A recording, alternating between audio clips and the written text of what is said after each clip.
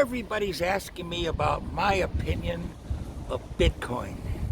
At least two people have asked. That isn't a lot, but I know you want to hear my opinion badly.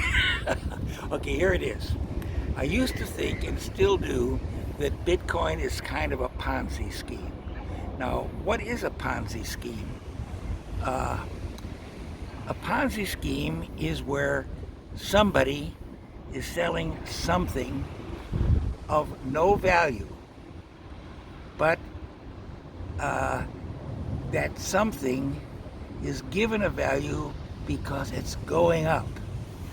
Now, and you can make a lot of money on it.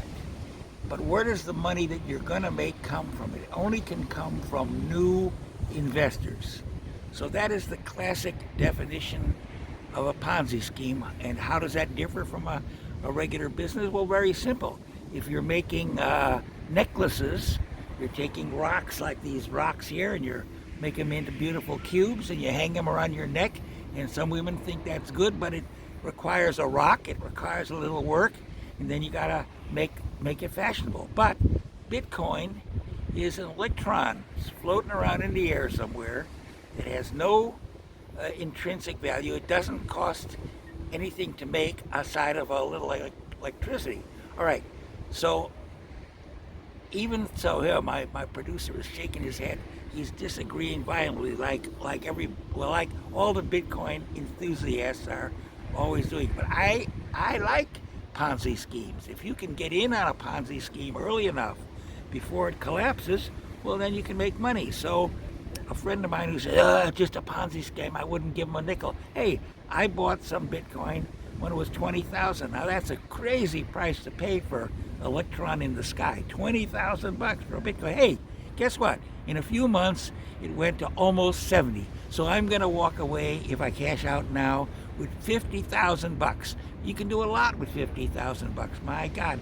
Yeah, I can't tell you what you can do with it. You could buy a whole car with 50,000 bucks. And that isn't a cheap, crappy car either. That's a good car. Okay, so what I'm saying is, if you get in a Ponzi scheme at the right time, or any time really, before it collapses, you may come out making a lot of money. And there's no time on when it collapses. Bitcoin may be around in another 20 years, another 50 years, but I would venture to say 50 years from now, Bitcoin will be a memory. Maybe a bitter memory, maybe a nice memory, but it'll be a memory. I don't see Bitcoin being around for so long. Now, for you theorists who think Bitcoin is the wave of the future, just remember, there is no paper currency.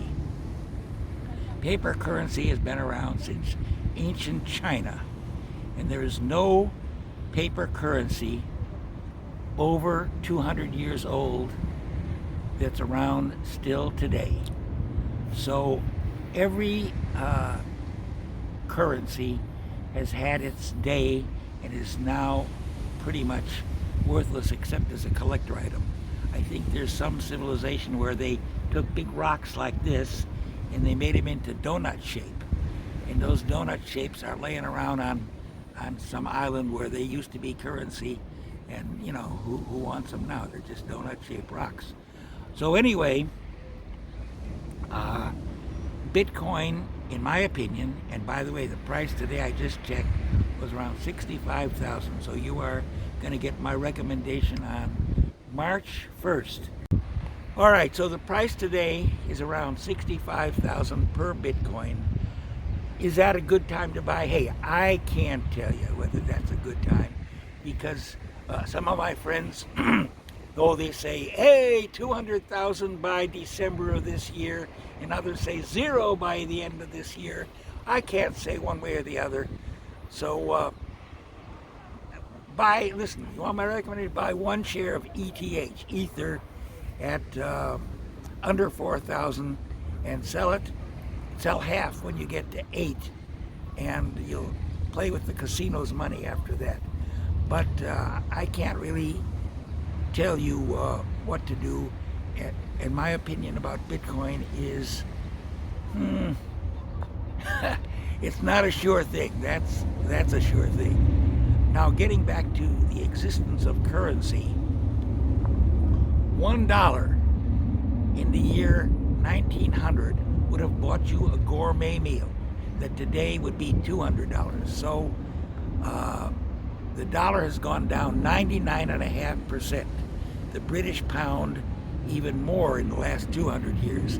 Yeah, those currencies still exist, but as I said, currencies, paper currencies, have either been wiped out or depreciated to near nothing.